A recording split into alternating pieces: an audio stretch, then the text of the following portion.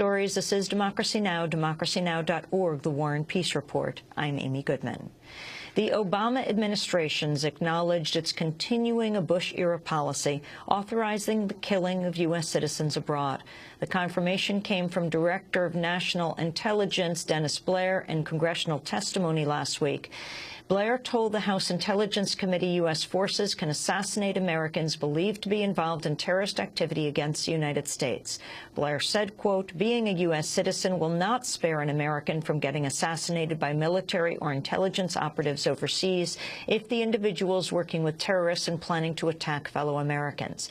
He added, we don't target people for free speech. We target them for taking action that threatens Americans. Blair's comments came 1 week after the Washington Post reported at least 3 U.S. citizens are on hit lists maintained by the CIA and the Joint Special Operations Command. The most well-known target is the U.S.-born cleric Anwar al-Awlaki, who was accused of having ties to the failed Christmas Day airline bombing and the shooting at Fort Hood. My first 2 guests have been among the most vocal critics of the continued assassination policy. Democratic Congressmember Dennis Kucinich joins us from Washington, D.C. Last week, he wrote a letter to Attorney General Eric Holder requesting an explanation of the Obama administration's legal basis for the extrajudicial killing of U.S. citizens. And we're joined on the telephone by Glenn Greenwald, a constitutional law attorney and political and legal blogger for Salon.com. He wrote a widely circulated piece for Salon last week called Presidential Assassinations of U.S. Citizens. Let's begin with Congressmember Dennis Kucinich. Explain what you wrote to Attorney General Holder. Well, I think it's incumbent upon the Attorney General to explain the basis in law for such a policy. Our Constitution's Fifth Amendment, our Seventh Amendment, our 14th Amendment, all clearly provide legal protections for people who are accused or who would be sentenced after having been judged to be guilty. And what's happened is that the Constitution is being vitiated here. The idea that people are if their life is in jeopardy, legally have due process of law, is thrown out the window. And, Amy, when you consider that there are people who are claiming there are many terrorist cells in the United States, it doesn't take too much of a stretch to imagine that this policy could easily be transferred to citizens in this country. That only compounds what I think is a slow and steady detachment from core constitutional principles. And once that happens, we have a country then that loses its memory and its soul with respect to being disconnected from those core constitutional principles which are the basis of freedom in our society. Glenn Greenwald, you've been writing about this extensively. Can you talk about your major objections and where you think this policy is going? Well, first of all, look at the controversies that Democrats and progressives were so vocal about during the Bush years. They objected vehemently over the Bush administration's wiretapping of American citizens without any court warrants or judicial oversight. They objected when the Bush administration put not American citizens but foreign nationals into cages at Guantanamo merely on the say-so of the president that these people were terrorists. Here you're talking about the worst elements of those policies, but even more extreme. You're talking about American citizens not being merely wiretapped by the president with no oversight, but murdered, assassinated, killed, based solely on the unchecked say-so of the president. And I think what really has to be emphasized is look at how many times over the past decade that the administration, first the Bush administration and the Obama administration, has accused people of being terrorists, the worst of the worst, and it turned out that they were completely wrong. Hundreds of people who were at Guantanamo ended up being released because there was no evidence of wrongdoing.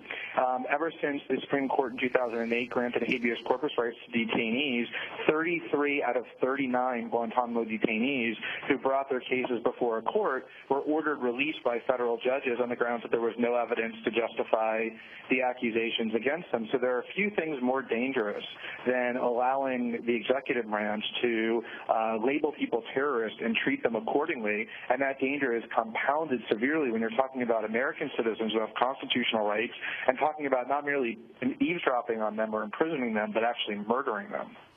Glenn, you quote a 1981 executive order signed by Ronald Reagan.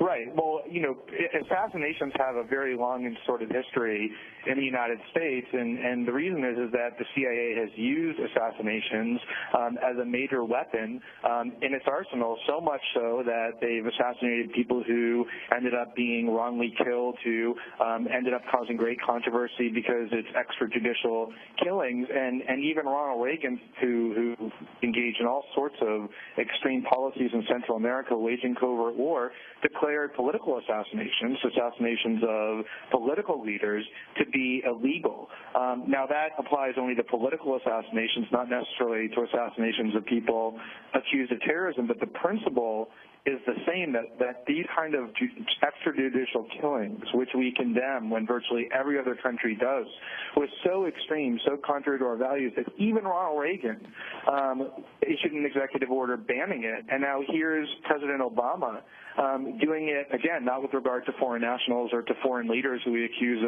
of all kinds of extremities, but United States citizens, in the case of al-Awlaki, born and raised and educated in the United States. And it's as severe and extreme a policy as can be imagined. So, Congressmember Dennis Kucinich, what can you do about this in Congress? Well, Congress has the authority under a joint resolution to challenge any presidential directive. It's not widely known, Amy, but there are at least 3 states of national emergency that we're operating under right now by presidential declaration. One relating to 9/11, another one relating to the war on terror, and a third one relating to Iran. This idea of being governed by an edict, of being locked into this war on terror, poses all kinds of challenges to our Constitution. Now, I take an oath to defend the Constitution, and when I see in the Fifth Amendment where it says that no one should be deprived of life, liberty, or property without due process of law, I want to know what's the constitutional basis for suspending this provision for anyone, even for a moment. Because if this in any sense can be set aside, then we are on a slippery slope to anti-democracy. And I think that the reason why this is important for the Attorney General to reflect upon is that the President and all federal officials take an oath to defend that Constitution. This is the Constitution. If they're saying that the authorization for the use of military force passed after 9/11 is the basis for this action, we should know that they're saying that. But a fair reading of that said that it applied only to those who were involved in 9/11, not someone who joins an organization later on, no matter how misguided or wrong-headed that may be, that is seen to be a threat to the U.S., that someone can just say, well, you're done, you're dead.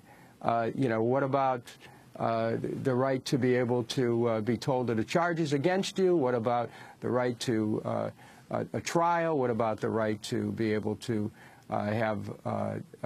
be presented by your accusers?